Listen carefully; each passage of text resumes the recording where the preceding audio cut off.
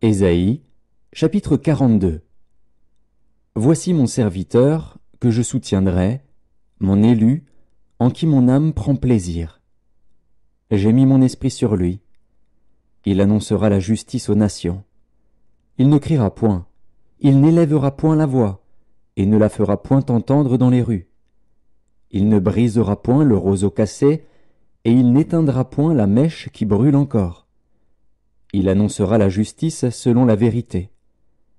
Il ne se découragera point et ne se relâchera point, jusqu'à ce qu'il ait établi la justice sur la terre, et que les îles espèrent en sa loi. Ainsi parle Dieu, l'Éternel, qui a créé les cieux et qui les a déployés, qui a étendu la terre et ses productions, qui a donné la respiration à ceux qui la peuplent, et le souffle à ceux qui y marchent. Moi, l'Éternel, je t'ai appelé pour le salut, et je te prendrai par la main, je te garderai, et je t'établirai pour traiter alliance avec le peuple, pour être la lumière des nations, pour ouvrir les yeux des aveugles, pour faire sortir de prison le captif, et de leur cachot ceux qui habitent dans les ténèbres.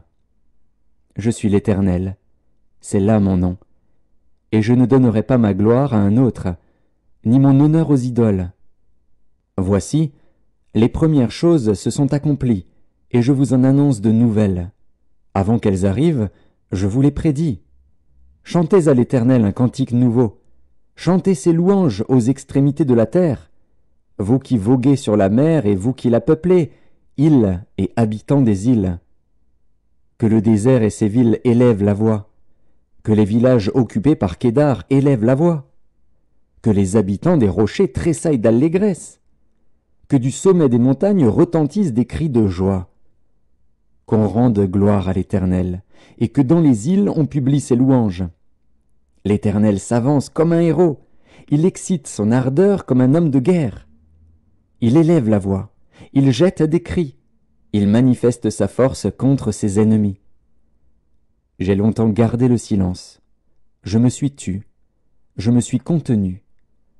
Je crierai comme une femme en travail, je serai haletant et je soufflerai tout à la fois.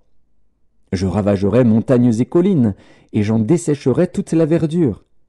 Je changerai les fleuves en terre ferme, et je mettrai les étangs à sec. Je ferai marcher les aveugles sur un chemin qu'ils ne connaissent pas, je les conduirai par des sentiers qu'ils ignorent. Je changerai devant eux les ténèbres en lumière, et les endroits tortueux en plaine. Voilà ce que je ferai, et je ne les abandonnerai point. Ils reculeront, ils seront confus, ceux qui se confient aux idoles taillées, ceux qui disent aux idoles de fonte, « Vous êtes nos dieux !» Sourds, écoutez. Aveugles, regardez et voyez. Qui est aveugle, sinon mon serviteur, et sourd comme mon messager que j'envoie?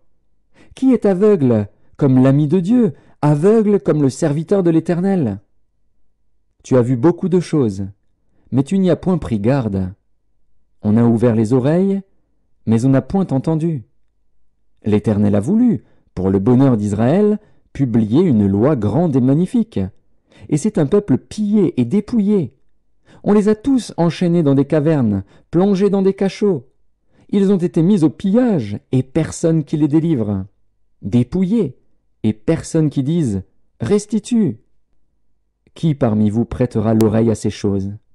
Qui voudra s'y rendre attentif et écouter à l'avenir? Qui a livré Jacob au pillage et Israël au pillard? N'est-ce pas l'Éternel? Nous avons péché contre lui. Ils n'ont point voulu marcher dans ses voies, et ils n'ont point écouté sa loi. Aussi a-t-il versé sur Israël l'ardeur de sa colère et la violence de la guerre. La guerre l'a embrasé de toutes parts, et il n'a point compris. Elle l'a consumé, et il n'y a point pris garde.